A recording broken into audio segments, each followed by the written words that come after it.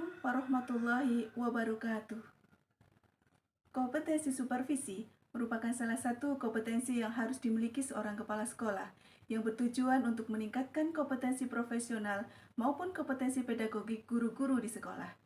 Mengembangkan kemampuan guru tidak hanya ditekankan pada peningkatan pengetahuan dan keterampilan mengajar guru, melainkan juga pada peningkatan komitmen, kemauan atau motivasi guru agar mampu menyelenggarakan pembelajaran yang berpihak kepada murid hingga terwujud profil pelajar Pancasila dan student well-being. Berikut adalah tayangan supervisi berbasis coaching bersama saya Nur Istanti dan Bu Ella, guru kelas 6 SD Negeri Jogosimo.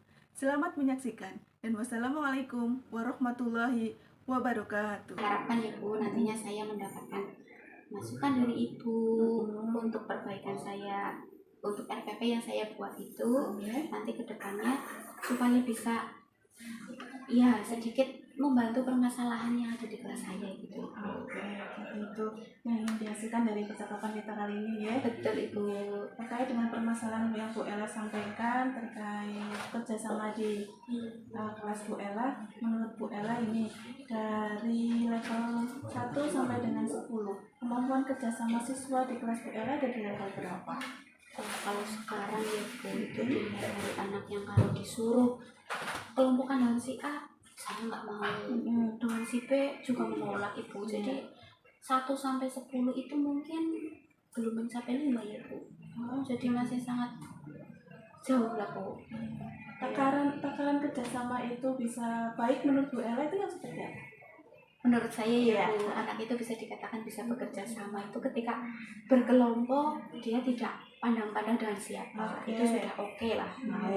Kemudian yang kedua, dalam kelompok itu mereka bisa aktif, bisa mencurahkan pendapatnya tanpa harus ada kamu jangan seperti itu, nah dan sebagainya seperti itu. Nah berarti Bu Ella ini memiliki permasalahan kerjasama di kelasnya dan mau dituangkan dalam sebuah rancangan pembelajaran ya. Betul Ibu. Oke, di rancangan pembelajaran yang Bu Ella tadi sampaikan adalah mata pelajaran matematika dengan tujuan apa tadi Ibu Ella? Tujuan pembelajarannya Ibu, di sini siswa dapat nanti menyampaikan unsur-unsur lingkaran. Kemudian bisa mengidentifikasi mana sih unsur-unsurnya, mana saja. Nah setelah itu nanti saya rencananya mau membuat permainan Ibu. Jadi dalam permainan itu nanti anak secara tidak langsung mereka belajar unsur-unsur lingkaran seperti itu. Itu ide bagus Bu Ella dari tujuan pembelajaran matematika ini ya. Matematika. Kemudian Bu Ella masukkan unsur masalah yang mau diselesaikan dalam sebuah pembelajaran dengan area pengembangan yang hendak dicapai tadi adalah tentang sikap siswa, kerjasama siswa. Kemudian dengan strategi pembelajarannya tadi menggunakan permainan kolaboratif. Mungkin ada strategi lainnya selain permainan kolaboratif? Ada Ibu, jadi saya nanti menggunakan medianya mungkin tidak hanya satu ya Bu. Saya menyajikan video, menampilkan gambar, kemudian LKPD juga saya buat berdasarkan kemampuan anak. Oke, sip. Sudah siap ini rancangannya luar biasa. Kemudian dari strategi yang sudah disiapkan, kemudian media yang beragam yang akan disiapkan, kira-kira ini kendala apa yang akan Bu Ella hadapi saat pembelajaran? Mungkin ya Bu, karena memang awalnya anak itu nggak mau kerja sama, jadi mungkin di kendala saya nanti ketika sudah berkelompok dalam permainan itu ya, jadi mungkin ada beberapa anak yang tidak mau atau agak segan atau bagaimana Ibu. Nah mungkin itu, seperti itu. Dari kendala yang Bu Ella pikirkan, adakah solusi seandainya kendala itu muncul nanti di saat pembelajaran tersebut? Ya mungkin dari saya nanti akan lebih memotivasi anak, jadi membimbing anak supaya bisa berkelompok dengan si A, dengan si B, dan nanti yang anak yang mungkin sudah lebih menguasai ya Bu, bisa diajak untuk bisa membimbing teman-temannya di dalam satu kelompok itu. Jadi semacam tutor sebaya seperti itu. Iya. Nah ini Bu Ella sudah berinovasi luar biasa dari mata pelajaran matematika, kemudian dituangkan dalam rancangan pembelajaran yang memperkuat karakter kerjasama. Oke, sip. Bisa menebak gambar apa sih yang ditunjukkan Arfa? Ayo. Pengertiannya tapi tidak dengan namanya. Oke. Penjelasannya kan bisa ya? Ya. Apa? Menurut Bu Ella ini boleh diceritakan ya, menurut Bu Ella, refleksi dari Bu Ella tentang pembelajaran kemarin yang Bu Ella lakukan itu bagaimana?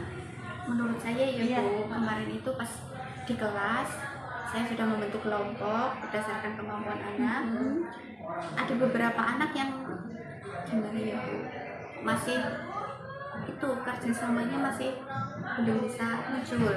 Tapi setelah saya motivasi, saya minta bantuan teman yang sudah bisa, itu alhamdulillah bisa berjalan di kelas. Kemudian anak saya bawa keluar Bu untuk permainan kita di halaman. Nah di sana anak jadi 3 kelompok. Setelah tadi di kelas sudah saya beri motivasi untuk permainannya, alhamdulillah bisa berjalan Ibu.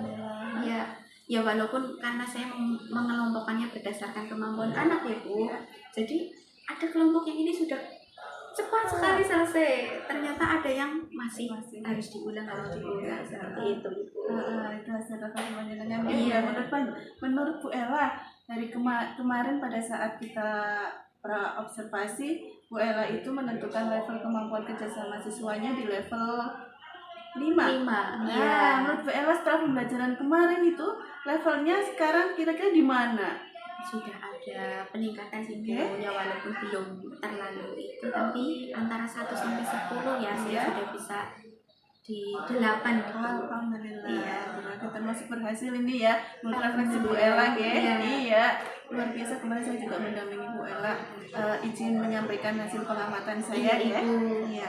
Kemarin pada saat saya mengamati Bu Ella dalam pembelajaran, benar memang yang disampaikan Bu Ella tadi, anak-anak itu mengikuti pembelajarannya dengan antusias, senang, komunikatif, karena Bu Ella juga menyajikan pembelajarannya dengan permainan kolaboratif yang menuntut anak agar berkomunikasi dengan baik. Nah, secara menyeluruh bagus dan inovatif. Namun Bu Ella menemukan ada beberapa anak yang masih belum bisa mungkin mengeluarkan pendapatnya dengan lugas atau apa. Nah, ada beberapa kendala yang Bu Ella temukan. Apa yang akan Bu Ella lakukan jika kendala tersebut muncul lagi setelah memberikan motivasi? Menurut Bu Ella itu identifikasi anak itu kenapa kok diajak misalnya berkolaborasi atau diajak untuk komunikatif di depan temannya masih kurang. Menurut Bu Ella itu kenapa? Memang ada beberapa anak itu yang kalau dia diminta pendapat secara lisan ya Bu, secara lisan itu masih malu-malu atau bagaimana ya Bu. Itu mungkin karena yang pertama dia malu bicara di depan umum. Atau mungkin karena percaya dirinya kurang Bu. Iya. Nah mungkin kedepannya menghadapi anak-anak yang seperti itu, saya akan mencoba motivasi jelas ya Bu. Nanti saya akan mencoba anak itu supaya berpendapat secara tertulis dulu Bu. Kalau sudah dituangkan, biasanya Bu itu di kelas saya, kalau anak disuruh menuangkan pendapatnya secara tertulis, itu bisa panjang dan lebar Bu. Tapi ketika secara lisan itu langsung diam, nggak bisa mengeluarkan pendapatnya. Jadi saya akan mencoba biar anak berpendapat secara tertulis dulu, nanti baru dibacakan di situ Bu. Dan nanti secara tidak langsung anak itu sudah berani mengungkapkan pendapatnya walaupun baru membaca gitu Ibu. Alhamdulillah. Itu solusi baik itu. Apakah ada solusi lain selain itu, misalnya Bu Ella mau kalau tadi menyuruh anak menuliskan pendapatnya kemudian membacakan, ya kan? Itu mungkin anak ini adalah anak tipe introvert yang tidak suka menyampaikan secara langsung gitu ya. Jadi dibantu dengan teks. Apakah ada solusi lain misalnya? Kalau biasanya anak sendiri mengungkapkan di depan kelas itu mungkin sulit. Jadi nanti kita akan mencoba berkelompok ya Bu. Jadi maju bareng-bareng mengungkapkannya bersama seperti itu Bu. Mungkin bisa lebih percaya diri lagi si anak. Alhamdulillah. Iya Bu Ella luar biasa menemukan solusi itu dari kegiatan yang sudah Bu Ella lakukan. Nah, ini menurut Bu Ella, kesimpulan yang Bu Ella dapatkan dari pembelajaran kemarin, dari kendala